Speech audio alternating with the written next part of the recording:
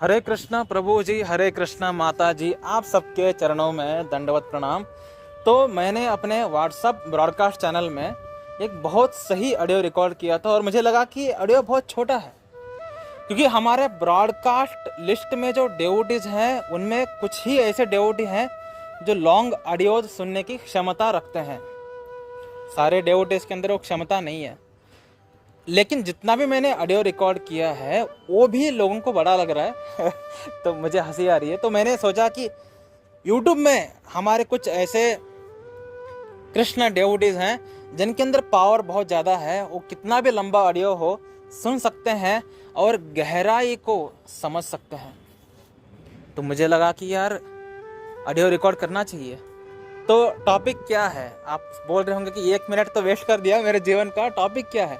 Topic यह है कि जब एक भक्त के जीवन में दुख आता है, यानी हम संसार में तो दुखी ही थे, ऐसा नहीं है कि संसार में हम बहुत खुश थे, भक्ति में आए अब दुख आ रहा है, नहीं भाई। संसार में भी हम बहुत दुखी थे, संसार में दुख मिल रही है, इस वजह से ही हम भक्ति में आए, और भक्ति में भी दुख मिलना शुरू हो गया तो हम थर्रा जाते हैं, अरे क्या हो रहा है ये, हमने सब कुछ छोड़ करके कृष्ण की तरफ बढ़े तब भी दुख आ रहा है साला। सब कुछ छोड़ करके आते तो दुख कभी आता नहीं। यही गेम यही पे है, ठीक है। अगर आप सब कुछ छोड़ करके कृष्ण के चरण पकड़ ले तो आपके जीवन में दुख आपको टच नहीं कर सकता। तो दुख क्यों आ रही है? यानी हमने अभी तक छोड़ा नहीं है। हमने क्या पकड़ा हुआ है? हमने अनर्थों को पकड़ा हुआ है, हमने भोक्ता भाव को पकड़ा हुआ है, एंजॉयमेंट करने की टेंडेंसी को पकड़ा हुआ है, जिसके वजह से हमारे जीवन में दुख आती है, ठीक है। अरे इसको आप सुपरफिशियल लेवल में समझा रहे हो डेवोटी प्रभु तो इसको थोड़ा डिटेल में समझाओ ना, मुझे एग्जाम्पल से समझाओ, मुझे ऐसे समझ नहीं आता। एग्जाम्पल से, ठीक है। एग्जाम्पल से, एक पिता है, उसके 2 पुत्र हैं, ठीक है। कुछ फेमिनिज्म वाले डिवोटीज आ जाएंगे कि पुत्र ही क्यों एग्जाम्पल में, ठीक है। एक पुत्र है और एक पुत्री है, ठीक है। और पिता जो है दोनों से विपरीत ज्यादा प्रेम करते हैं, और पिता ने सोचा है कि हम दोनों को आधा आधा प्रॉपर्टी डिस्ट्रीब्यूट करेंगे।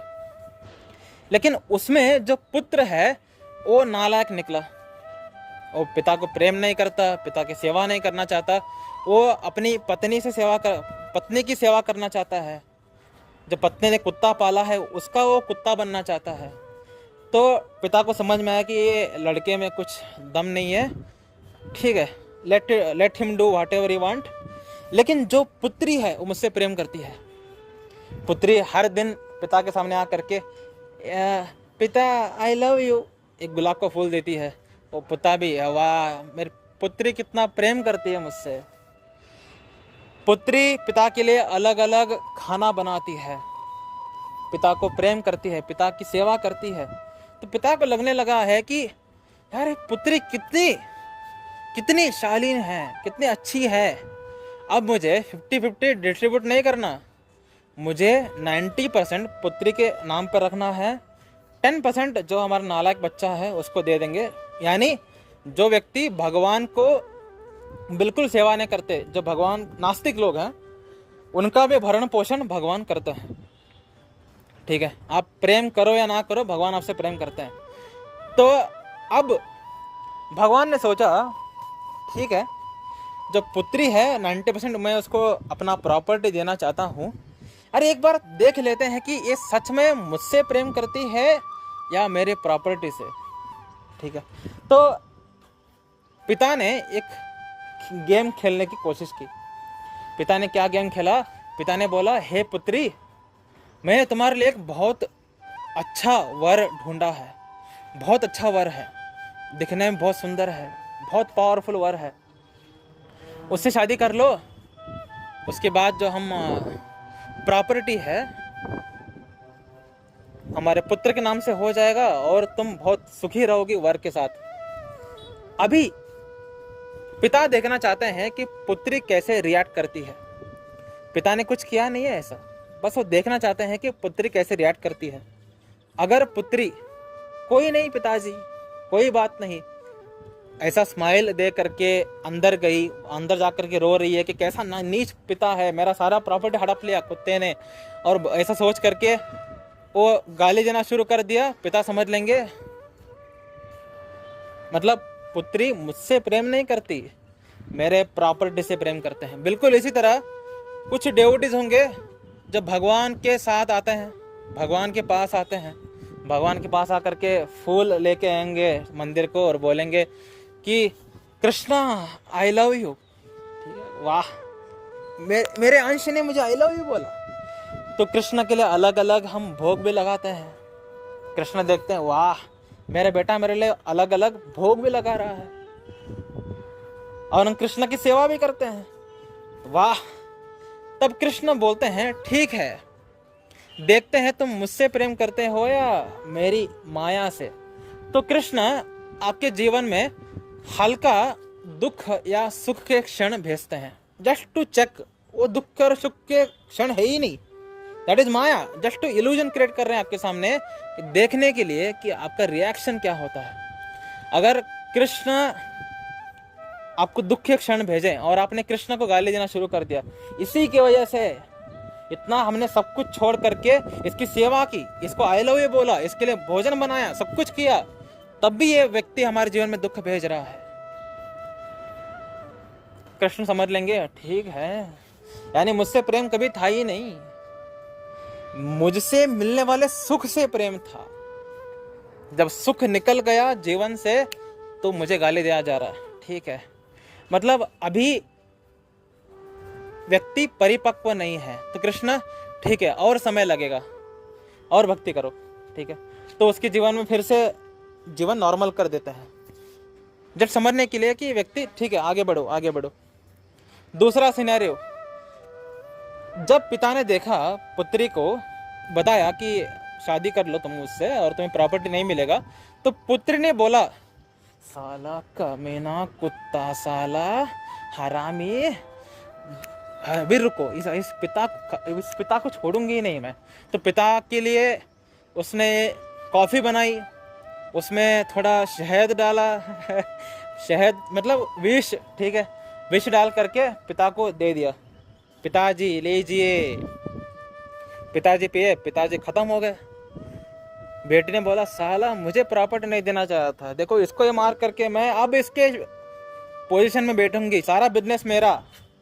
ऐसे भी कुछ डिवोटीज होते हैं जो भगवान का नाम जपते हैं, हरे कृष्णा कृष्णा कृष्णा हरे हरे, हरे राम राम राम हरे हरे, राधा राधा राधा राधा राधा। वाह कृष्ण, वाह वाह वाह मेरे लाल, वाह मेरे लाल, क्या चाहते हो तुम? मैं कृष्ण बनना चाहता हूं, मैं तुम्हें खत्म कर दूंगा, क्योंकि जो एंजॉयमेंट तुम करते हो वो एंजॉयमेंट हम नहीं कर सकते। यानी कृष्ण के प्रॉपर्टी, इतना प्यासा व्यक्ति कि भगवान की सेवा करेगा, भगवान को भोग लगाएगा, भगवान का नाम लेगा। क्यों?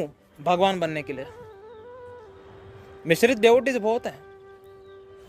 तो जब कृष्ण देखते हैं, जब पिता देखता है कि ये मेरी पुत्री ने मेरे ही कॉफी की मग में विष डाल करके मुझे पिला रही है, ओके अयोग्य है, अभी भी परिपक्व नहीं है भक्त। ठीक है, तीसरा सिनारियो। ठीक है, तो जब पिता ने पुत्री को ये बोला तो पुत्री ने बोला देखिए पिताश्री, आपकी प्रॉपर्टी में किसको इंटरेस्ट है? Who is interested in your property? अरे वो तो मेरा भाई ही अच्छे से संभाल सकता है, यानी जो शुद्ध डिवोटी है वही आपकी अच्छी सेवा कर सकता है। मुझे केवल आप चाहिए, मैं केवल आपसे प्रेम करती हूँ, मैं आपकी प्रॉपर्टी से नहीं। जब पिता ये बात सुनता है पुत्री से, उसके आंखों में आंसू होते हैं, अश्रु बहा रहा होता है पिता, और पिता इतना खुश हो जाता है कि अपना 90% प्रॉपर्टी पुत्री को दे देता है और पुत्री भी खुश हो जाती है। बिल्कुल इसी तरह भगवान कृष्ण आपके जीवन में जो दुख और सुख के क्षण भेजते हैं, दैट इज अ माया। ठीक है, कुछ समय के लिए जस्ट टू चेक कि आप कैसे रिएक्ट करते हैं उसके लिए। और उस समय अगर हम बोले कि देखो कृष्णा, आप मेरे जीवन में दुख भेजो, इससे मैं दुखी नहीं होऊंगा। आप मेरे जीवन में सुख भेजो, इससे मैं सुखी नहीं होऊंगा।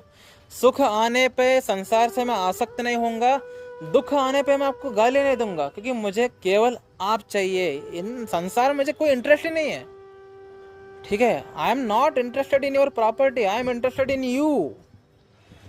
तब कृष्ण की आंखों में आंसू होंगे, तो कृष्ण बोलेंगे यस यस, अब ये पक्का परफेक्ट, आई वांट दिस। तो कृष्ण ऐसे व्यक्ति को अपना अहेतुकी प्रेम दे देता है, ले अब भक्ति कर, अब देखो कितना मजा आता है। तो जो हमारे जीवन में दुख आती है, जो हमारे जीवन में सुख आती है, एक तरीके से हमारा कैरेक्टर टेस्टिंग फॉर्मूला है। कैरेक्टर टेस्टिंग कि हम एग्जैक्टली किस टाइप के अभी डेवोटी हैं। ज्यादातर लोग दुख आने पर सहन ही नहीं कर सकते। जैसे दुख आता है उनको लगने लग जाता है कि ये मुझ पर अन्याय हो रहा है, अन्याय है ये, ठीक है। तो कृष्ण को समझने के लिए हमें कृष्ण तत्व को समझना जरूरी है। जब आप फिलॉसफी तत्व को पकड़ते हैं ना, तो आपको जीवन में आने वाले सुख दुख से उतना टेंशन होना खत्म हो जाएगा। अभी कृष्ण हमारे जीवन में दुख लाते हैं, इसका मतलब क्या है? What is the meaning? क्या है ये? क्यों लाते हैं दुख? दुख लाने के पीछे कृष्ण का क्या भावना है, ठीक है, जानेंगे। तो आप जीवन में आने वाले दुख को इस तरीके से देख सकते हैं कि व्यक्ति जो है हमेशा ये विचार में रहता है कि देखो, मेरा जीवन शुरू हो गया 26 साल पहले और मैंने भक्ति शुरू किया 4 साल पहले, 5 साल पहले। 5 साल ही हुए हैं ना भक्ति में, अभी 50 साल बाकी है। हमारे लिए चेतना हमारा तभी बड़ा है 3-4 साल पहले, जब हमने भक्ति करना शुरू कर दिया। 5 साल पहले भक्ति करना शुरू कर दिया, 2 साल पहले भक्ति करना शुरू कर दिया। और हमें लगता है कि 2 साल से भक्ति कर रहे हैं, 2 साल से हम कृष्ण से जुड़े हैं। लेकिन हम कभी भी कृष्ण के पॉइंट ऑफ व्यू से सोच ही नहीं सकते कि हमारी चेतना उतना ऊपर नहीं। अगर हमारी चेतना उतना ऊपर होता ना, दुख आने पे हमें रत्ती भर फर्क नहीं पड़ता, क्योंकि चेतना अभी भी मन में, इंद्रियों पे है, इंद्रियों के मन के लेवल पर है, इसीलिए दुख हमें हर्ट करता है, ठीक है। अगर हम अपना चेतना को बुद्धि या आत्मा के लेवल पर लेके जाएंगे, दुख आ रहा होगा, सुख आ रहा होगा, रत्ती भर फर्क नहीं पड़ेगा। लेकिन क्योंकि चेतना मन के और इंद्रियों के लेवल पर है, तो दुख आने पे हर्ट होता है, सुख आने पे आसक्ति बढ़ती है, ठीक है। तो जब एक व्यक्ति संसार में दुख आने पर कृष्ण के तरफ मुड़ता है और उसने भगवत गीता पढ़ा, समझा कि परम ईश्वर कौन है, परम ईश्वर कृष्ण है, ठीक है। तो उसने परम ईश्वर कृष्ण की भक्ति करना शुरू कर दिया और उसने शरणागति के लिए बोला कि भगवान, आज तक जो भी हुआ है सब भूल जाइए, मैं भी भूल जाता हूँ, अब से मैं आपका हूँ। तो कृष्ण देखते हैं, वाह वाह वाह, ये चाहिए था मुझे। तो कृष्ण जब आप ऐसे शरणागति दिखाते हैं, तो कृष्ण आपको वापस धाम लेने के लिए वो प्लान बनाना शुरू करते हैं। एक कागज लेते हैं, ओके, ये इस एज में ये करेगा, इस एज में ये करेगा, इस एज में ये करेगा, मैं इसको ऐसे रियलाइजेशन दूंगा, वो करूंगा, वो करूंगा। पूरा जबरदस्त तरीके से मैप रेडी हो जाता है कि हम ऋषिकेश को जो प्रचार करता है, भक्ति करता है, नाम जप करता है, ठीक है, बढ़िया है, इसको 63 एज पर हम धाम में ले लेंगे। लेकिन जब ऋषिकेश जो है वो व्यक्ति कृष्ण की तरफ तो मुड़ा, लेकिन जैसे ही दुख आई, सुख आई, उसमें रस लेना शुरू कर दिया। दुख में भी लोग रस लेते हैं, ठीक है, दुख में भी रस लेते हैं, सुख में भी रस लेते हैं। दुख में रस लेने का मतलब क्या है? दुख आने पर डिप्रेशन में जाना, दुख आने पर उसको दुख को और बड़ा करके और दुख प्राप्त करना, इसको रस लेना कहते हैं।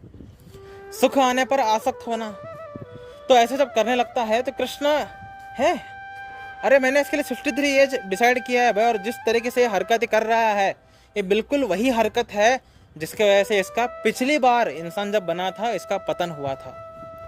तो हमें लगता है कि हम इस बार इंसान बने हैं, इस बार हमने भक्ति करना शुरू कर दिया है। हम कितने ही करोड़ों बार इंसान बने हैं और हर बार वही गलती, हर बार वही गलती। तो कृष्ण हमसे एक्चुअली बहुत डेस्परेट है कि कब ये जीवात्मा आएगा वापस, लेकिन ये जीवात्मा तो हर बार इंद्रिय तृप्ति में लग रहा है, हर बार सुख दुख में अपना मन को खराब कर रहा है। तो इस बार जब उसने शरणागति की इच्छा की है, उसने बोला है कि मैं तुम्हारा हूं, तो अब क्यों नाटक कर रहा है इतना? जब तुमने बोल दिया कि मैं तुम्हारा हूं तो तुम मुझ पर फोकस करो। तुम तो इंद्रियों के तुष्टि में लग गए, तुम तो अपने मन को सेटिस्फाई करने में लग गए। गलत है।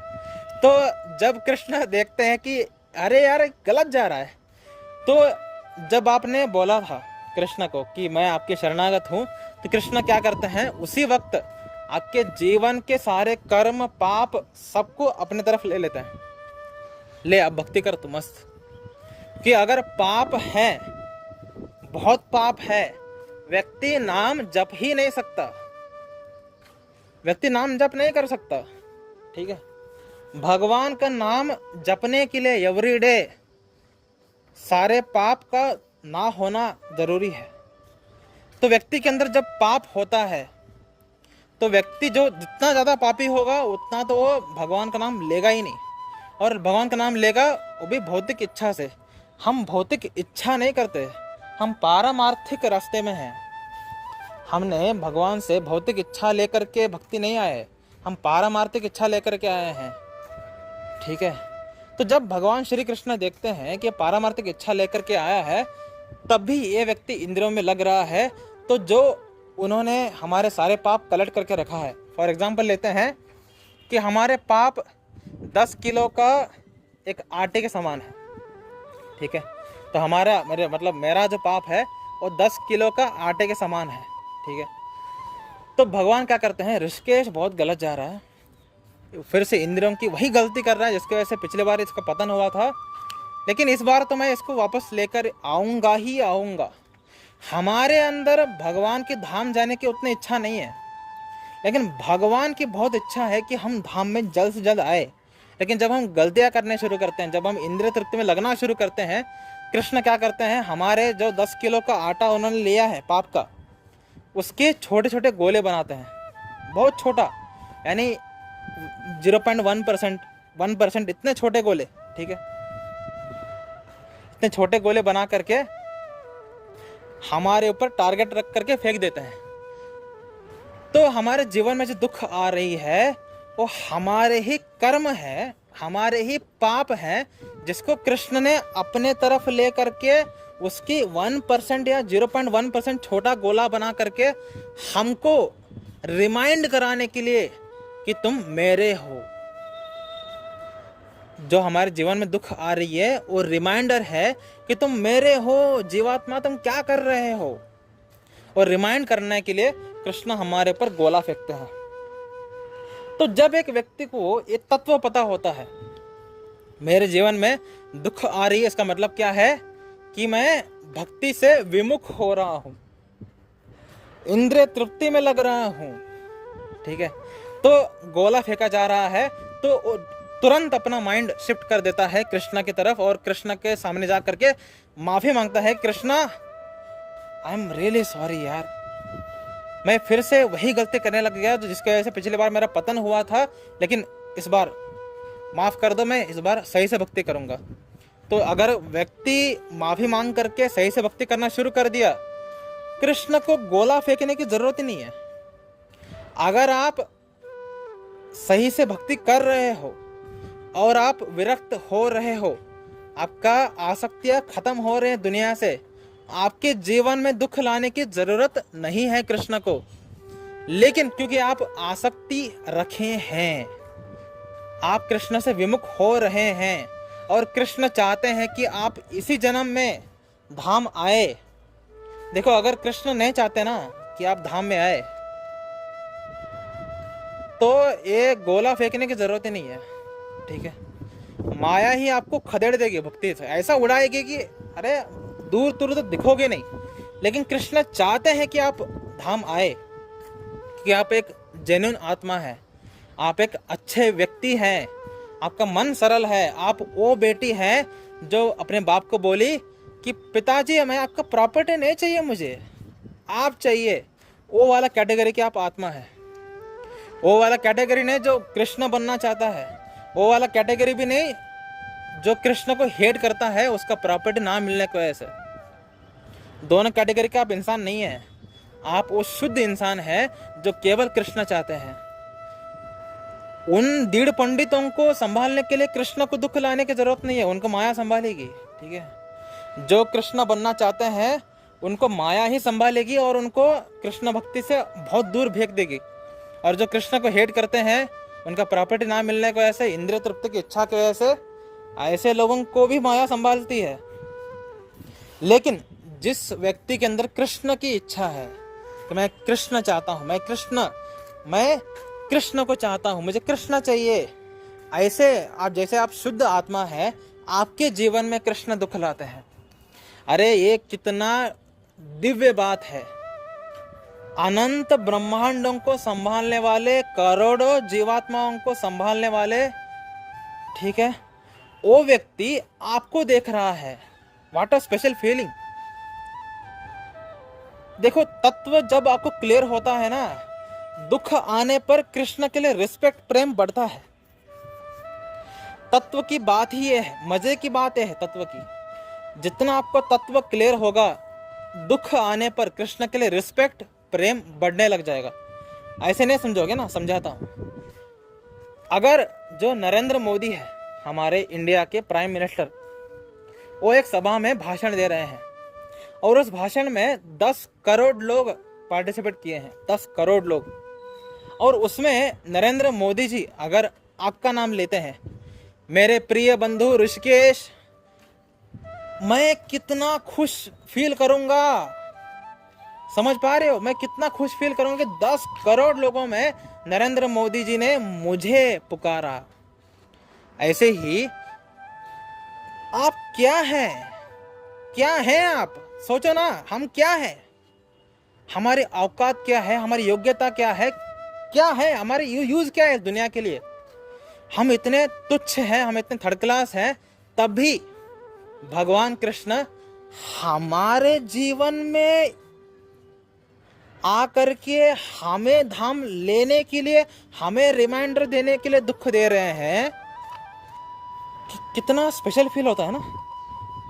ये दुख नहीं है, ये कृष्ण का प्रेम है कि करोड़ों भक्त हैं, अनंत जीवात्माएं हैं एक ब्रह्मांड में। ऐसे अनंत ब्रह्मांड है, कितने जीवात्मा होंगे।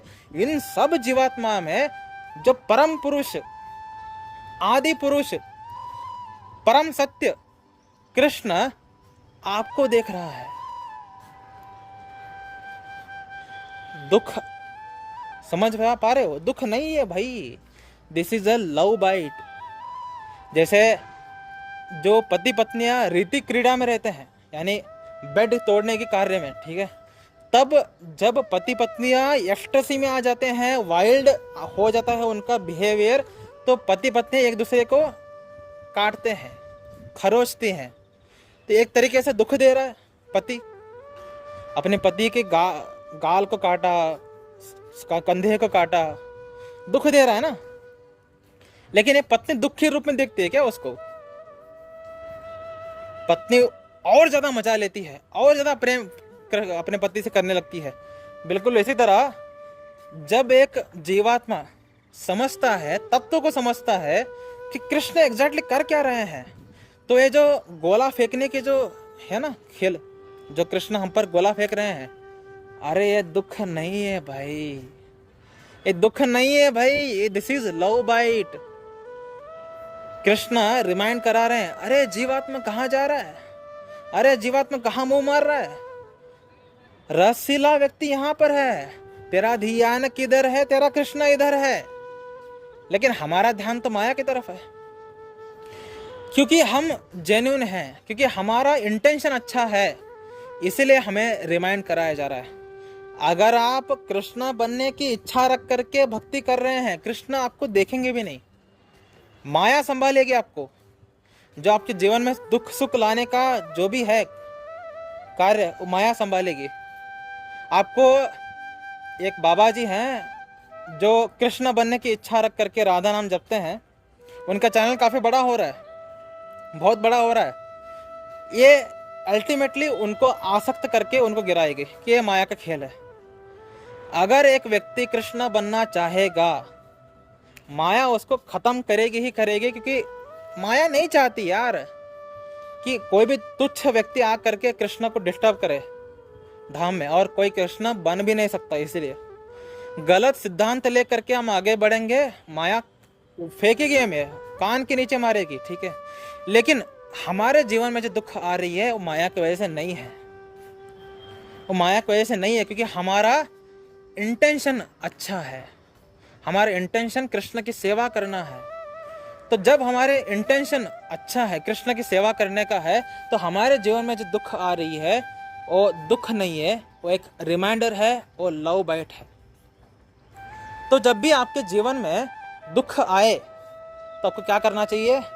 ये कृष्ण की कृपा है दोस्त, यानी अनंत जीवात्माओं में कृष्ण ने मुझे चुना है इस बार धाम वापस लाने के लिए। अब तो मैं बहुत सीरियस होऊंगा भक्ति में।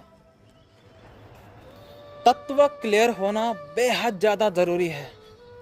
जब तक व्यक्ति का तत्व क्लियर नहीं होगा, तत्व यानी क्या कि हमारा एग्जैक्टली पोजीशन क्या है, हमें क्या हासिल करना है, और हमें हासिल क्या करना है। हम आत्मा है, हम भगवान नहीं है, हम परमात्मा नहीं है, हम आत्मा है और हम कृष्ण के दास हैं, और हमें कृष्ण की सेवा ही करना है। इतना ही, बस इतना ही, दूसरा कुछ नहीं है तत्वों में। इतना क्लियर हो जाएगा तो आपके जीवन में जो दुख आएगी वो भी कृष्ण की कृपा होगी। तो हमारे जीवन में जब दुख आती है तो हम, अरे ये तो कृष्ण प्रसाद है भाई। जब भी जीवन में दुख आए तुरंत कृष्ण की तरफ मुड़ जाना और सॉरी बोल देना कि कृष्ण हम माया में फंस रहे थे, थैंक यू, और आई एम रियली सॉरी, मैं माया में फंस रहा था, और बहुत बहुत शुक्रिया मुझे इससे बाहर निकालने के लिए, रिमाइंडर देने के लिए। कभी इस तरह के सोचते नहीं हो ना आप। इस तरह की सोचने के लिए बुद्धि के लेवल पर आना पड़ता है ठीक है। इंद्रियों के लेवल पे, मन के लेवल पे ऐसे विचार कभी नहीं आते। दुख को व्यक्ति दुख के रूप में ही देखता है। तो एक एग्जांपल लेते हैं कि क्या है, दो तरीके के डिवोटीज होते हैं। एक जो एक डॉग कॉन्शियस है, दूसरा लायन कॉन्शियस है, ठीक है। डॉग कॉन्शियस यानी जो अपने मन और बुद्धि के अनुसार कार्य करता है। लायन कॉन्शियस यानी जो अपने, सॉरी मन और बुद्धि बोल रहा हूं मैं। डॉग कॉन्शियस अपने इंद्रिय और बुद्धि के अनुसार कार्य करता है, और जो लायन है अपने बुद्धि और आत्मा के अनुसार कार्य करता है, ठीक है। तो जो डॉग कॉन्शियस डेवोटी है, हम इसको इमेच्योर डेवोटी कह सकते हैं, और जो लायन कॉन्शियस डेवोटी है हम इसको मैच्योर्ड डेवोटी कहेंगे। तो जब भी एक व्यक्ति डॉग के सामने एक हड्डी फेंकता है, पुराना रूखा सूखा, तब भी डॉग एकदम से हड्डी देखने पर उस पर झपट पड़ता है और उस हड्डी को खाने लग जाता है। यानी अगर एक डेवोटी अभी तत्व को जानता नहीं है, इमेच्योर स्टेट में है, लेकिन अच्छा है, सबसे बड़ी बात इंटेंशन बहुत सही है व्यक्ति का, कृष्ण की सेवा करने का है, लेकिन डिस्ट्रैक्ट हो रहा है, तो कृष्ण ने उसके सामने हड्डी फेंकी, यानी दुख का गोला फेंका उसके ऊपर। दुख का गोला आने पर अगर हम डॉग की तरह झपटे, अरे यार जीवन में दुख आ रहा है, यार जीवन दुख आ रहा है, यार बहुत खिन्न हो रही यार, मुझे ऐसा लगने लगा है कि मेरा कोई नहीं है, मुझे मर जाना चाहिए, I am nothing, I am pointless, I am फालतू, मैं कुछ ही नहीं, I am good for nothing, ऐसे बहुत सारे विचार आते हैं। मैं तुच्छ, मैं कुत्ता, मैं हरामी, अपने आप को जितना गाली दे सके उतना गाली दे रहा है, और जितना ये डिप्रेशन से एंग्जाइटी वो सब अनुभव कर रहा है। Immature devotee, immature devotee, immature devotee, dog conscious devotee, इंद्रिय और मन के हिसाब से चलने वाला डेवोटी। लेकिन एक मैच्योर डेवोटी शेर की तरह होता है। अगर आप शेर के सामने हड्डी फेंकोगे, उस नीरस हड्डी में शेर को कुछ रस नहीं है। शेर देखेगा किसने फेंका, आपने फेंका, आपके अंदर रस है भाई, आपके अंदर चर्म है, आपके अंदर मांस है, खून है, आपके अंदर रस है। तो लायन हड्डी को नहीं देखेगा, फेंकने वाले को देखेगा और फेंकने वाले पर झपटा मारेगा। बिल्कुल इसी तरह एक मैच्योर डेवोटी, जब भी उसके जीवन में कृष्ण गोला फेंकते हैं, उनके कर्मों का दुख आती है ना, कर्मों का गोला फेंकने पर, तब वो दुख को नहीं देखता, हो दुख आया, दुख आया, दुख आया, दुख आया, दुख आया, नहीं, किसने फेंका, ओ हमारे बिलेवेड कृष्ण ने फेंका क्या, तो कृष्ण पर झपटा मार देता है वो, कृष्ण के चरणों को पकड़ लेता है झपटा मार करके। हे कृष्णा दीन बंधु करुणा सिंधु, मैं क्या कर रहा था, मैं क्या कर रहा था, मैं फालतूगिरी कर रहा था, तुम कितने अच्छे हो, तुम कितना मेरा ख्याल रख रहे हो कि मैं जैसे ही इंद्रिय तृप्ति में लगा, तुमने तुरंत मेरे ऊपर गोला फेंक करके मुझे रिमाइंड कराया। इसको बोलते हैं बुद्धि लेवल कॉन्शियस, आत्मा level conscious, matured lion conscious devotee, lion devotee. शेर होता है ऐसा डेवोटी। तो हम दुख आने पर किस तरीके से रिएक्ट करते हैं, ये भी बहुत ज्यादा जरूरी है। तो शायद आपको इस ऑडियो से काफ़ी कुछ पता चल चुका होगा। काफ़ी लंबा ऑडियो हो चुका है, ऑलमोस्ट 30 मिनट्स। मुझे और 2-3 एग्जाम्पल आ रहे हैं, लेकिन मुझे लगता है कि जो मेन कंटेंट है मैंने उसको समझाने की कोशिश की है। चलिए मिलते हैं अगले ऑडियो में। हरे कृष्णा।